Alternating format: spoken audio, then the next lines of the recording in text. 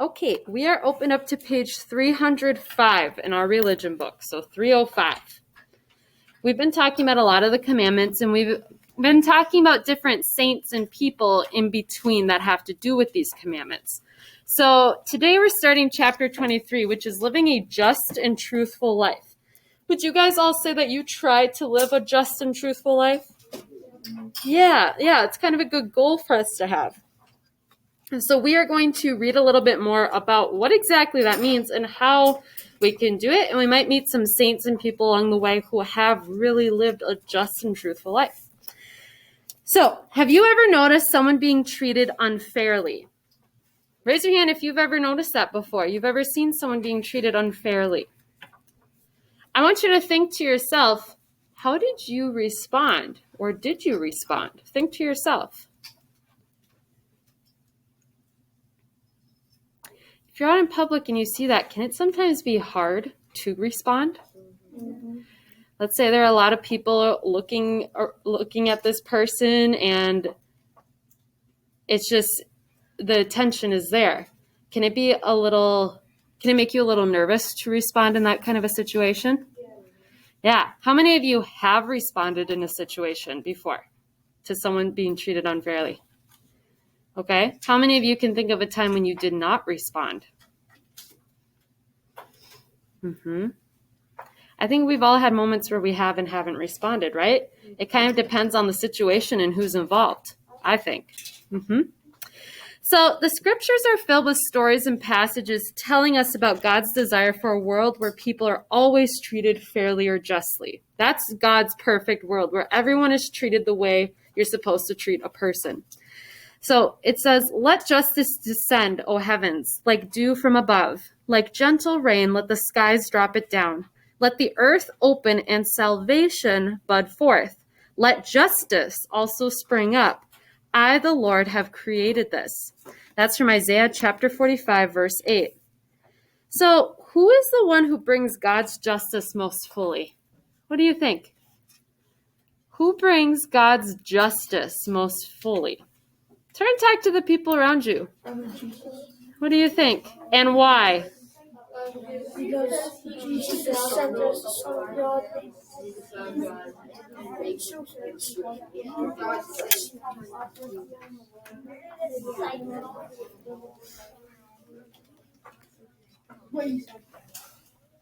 You can't just say what he said. Share your opinion, please. I agree with you because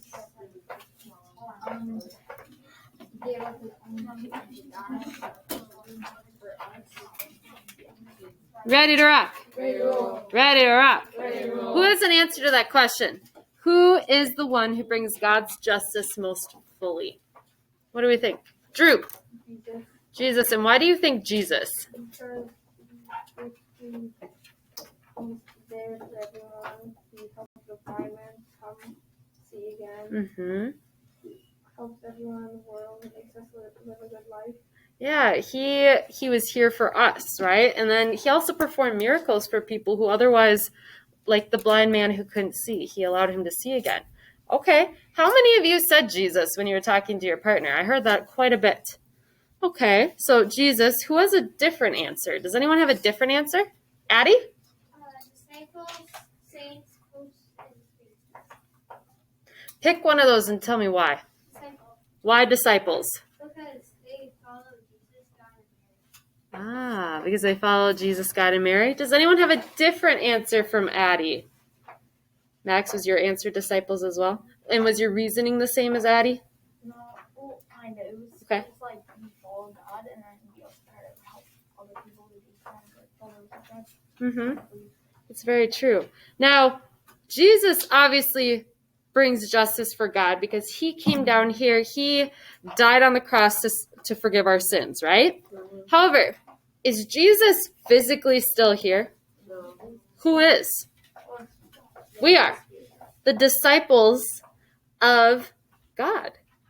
The disciples of the Catholic faith or of faith of God, of Jesus. So when we treat others the way we're supposed to be treated, are we, in a way, delivering God's justice? Yeah, we are. Okay, let's turn to the next page. my book. All right. First, who can read the disciple power for us? And that's integrity. That's that word there. Addie, nice and loud. Integrity. Integrity is the virtue that enables one to be the person God created him or her to be. A person of integrity says and does what he or she knows and believes is the right thing to do. Yeah, so if you have integrity, you are doing what is right for others, what is right for yourself. You are trying to treat everyone justly, kindly, and fairly. I think we would all agree we would aspire to have integrity, right? Treat everyone justly, fairly, and kindly.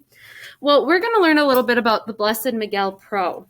So there are many people of faith who have met many challenges and faced many dangers in order to continue the work of the church and celebrates God's love with others. Miguel Pro is one of those people who gave his very life for his faith. Who can read that next paragraph for us? Nice and loud. Eosius. Miguel Pro was born in Mexico in 1891. His father was an engineer who worked in the mines. His mother was a homemaker. Miguel's family was devotedly Catholic. When he grew up, Miguel entered the Jesuit order to become a priest. During this time, the government of Mexico was persecuting the Catholic Church. The Catholic faith had been outlawed. Yes, and we've learned about different times in history in different countries when Catholicism or other religions have been banned, right? Yeah, what's one big event we've talked a lot about? Zoe? The Holocaust, right?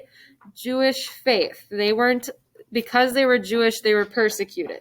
So in Mexico, during this time, Catholicism was banned. You could not practice being Catholic. So the fact that he wanted to become a priest, that kind of put an X on his back, right? It made him probably someone who they wanted to persecute because he obviously was Catholic and wanted to continue the traditions of the Catholic Church, even though it had been banned. Who can read that last paragraph on the page nice and loud? Philip. Father Pro secretly celebrated the sacraments and helped the poor. He avoided the police and used disguises that he would not be arrested. Sometimes he would dress like a beggar and pretend to beg for alms outside someone's house. But once inside, he would celebrate Mass secretly or perform a baptism. He even visited prisons by pretending to be a policeman. Once he was past the guards, Father Pro would hear the prisoners' confessions and give them the Holy Communion. I want you to turn and talk with the people around you. What do you think about Blessed Miguel Pro? What do you think about him? Turn and talk. He was very brave.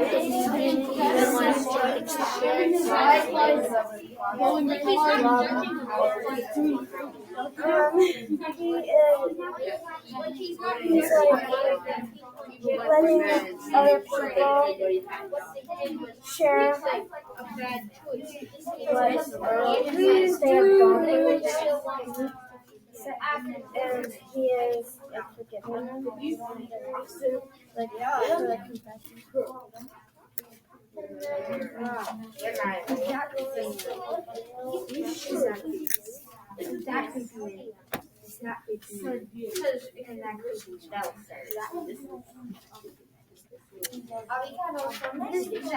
Ready to rock. Ready to rock. How many of you would say that Miguel lived life with integrity? He treated others justly and fairly. Okay. I want you to now think about and then turn and talk. Since the Catholic Church was outlawed, what are some things that people could no longer do to express their faith? Think about what we do as Catholics. What were they no longer allowed to do? Turn and talk.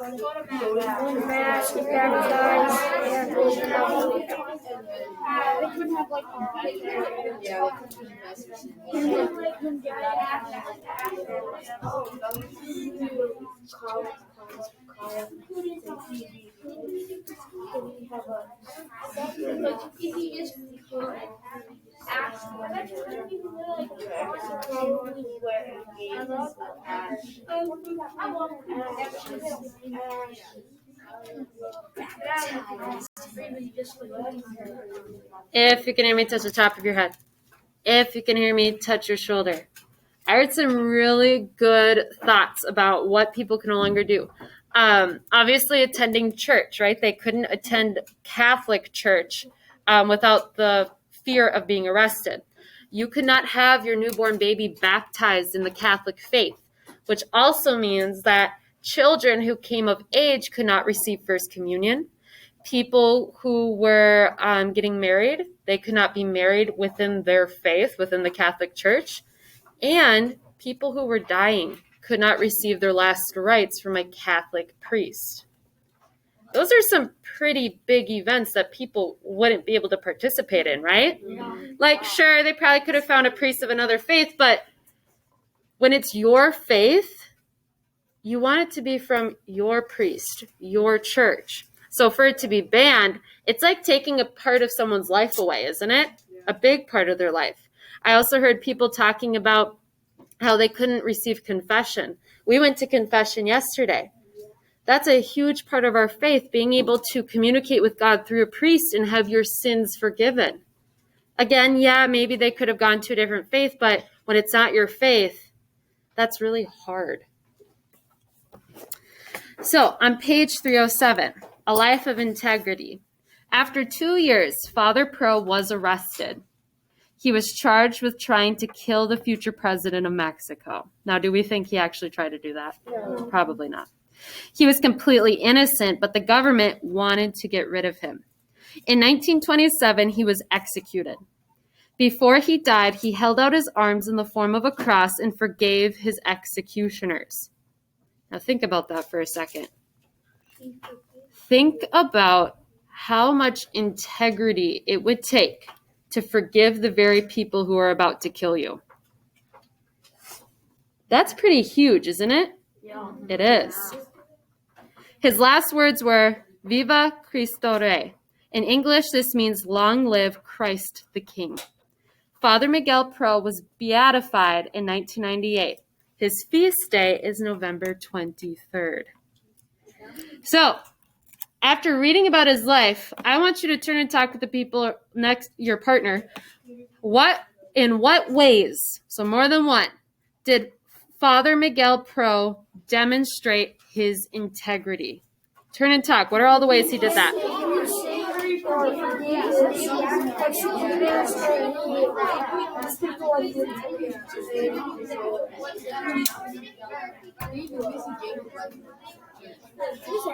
What's up? What is beatified? So, did you notice how he's called Blessed Miguel Pro? So that's kind of like a standing in the church. You can be blessed or blessed. Mm-hmm. What does beatified mean? So that's what I was just explaining to Emmy. So that's a standing in the church. Like you can be a saint, you could be beatified, which means you're blessed. So blessed Miguel Pro. So it's kind of like a standing in the church, and he's honored for his actions. Wait, how did he die? Did they just kill him? Yes. He was executed, unfortunately. Ready to rock? Ready to rock. I just realized not everyone understands what this means because Emmy and Richie just asked me. Beatified, if someone's beatified, it's like you achieve a new standing in the church. So we know saints, right? They are really honored. Well, you can also be beatified. You don't necessarily need to perform miracles per se, but you can be honored by the church by being beatified. And that's why he is now called Blessed Miguel Pro, because he was beatified. Does that make sense? Mm-hmm. So it's like a form of honor within our church. Max, are you raising your hand? Okay, just want to make sure. What I want you to do now, so we learned about Miguel Pro, who he did a lot of things to demonstrate integrity. I want you to think about the people in your life. Think about someone in your life. It could be a parent, a relative, a teacher, a sibling, a friend who demonstrates integrity. And think of a moment when that person showed integrity. Give me a thumbs up when you have a person in a moment that they demonstrated integrity. Someone other than yourself. So I think it's easy for us to think of times when we've shown integrity, but someone else. Give me a thumbs up when you have a different person and you have a moment when they showed integrity. And if you need a reminder, it describes what integrity is in the disciple power box, if you need a reminder of what that means.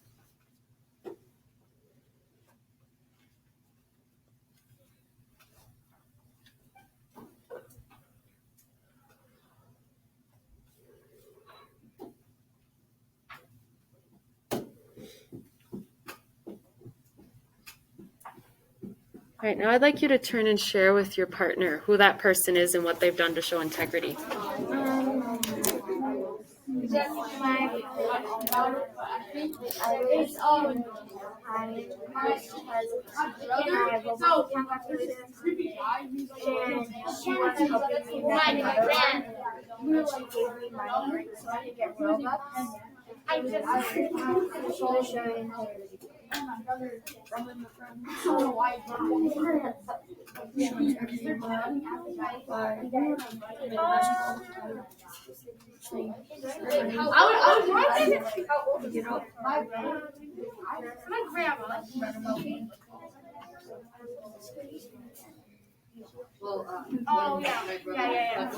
My grandma, because even though she doesn't want to, she makes dinner.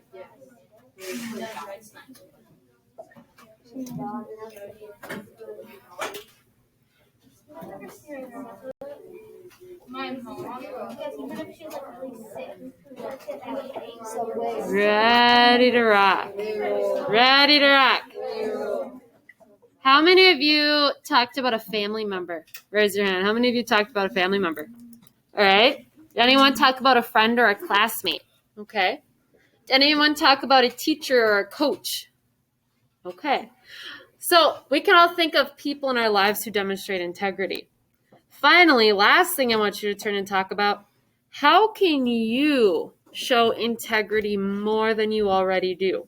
What are some things you can make sure you are doing to show integrity? Turn and talk.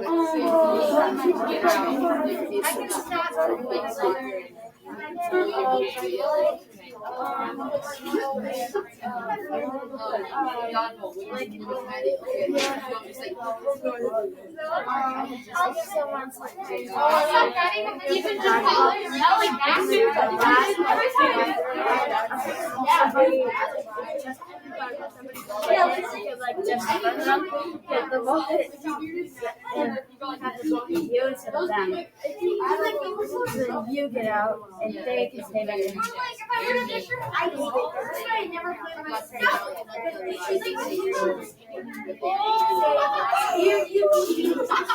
Whenever you know you just throw the ball and knock it out of the way.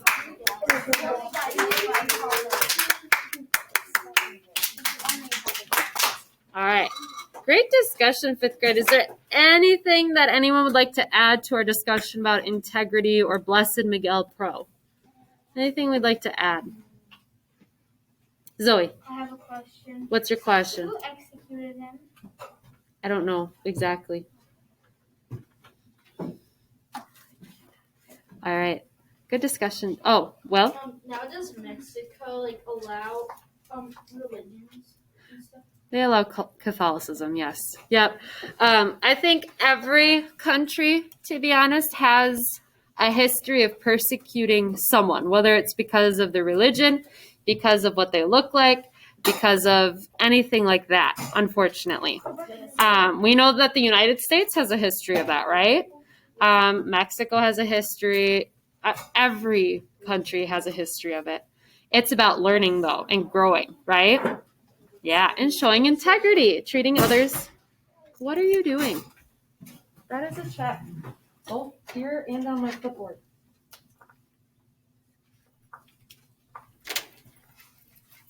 All right. On that note, let's go ahead and close up our religion books and get ready for math. So please take out your math.